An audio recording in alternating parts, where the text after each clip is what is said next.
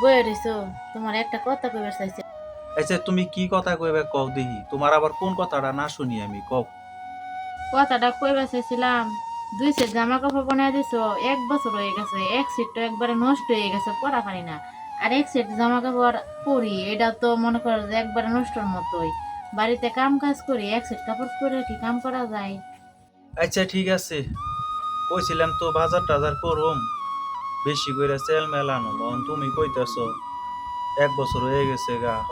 1 বছর তো হইছে, 2 সিট কাপড় বানিয়ে দিছিলাম।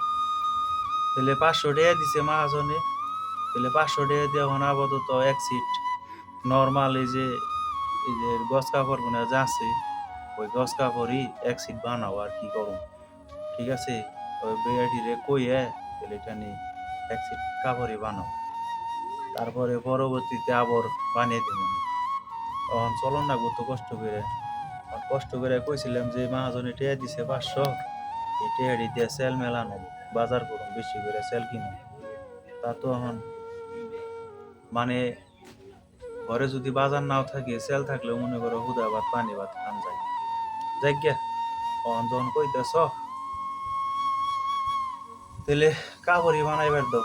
500 টাকা দিছে আমারে, 500 টাকা দিয়ে কাপড় চোপড় বানাও।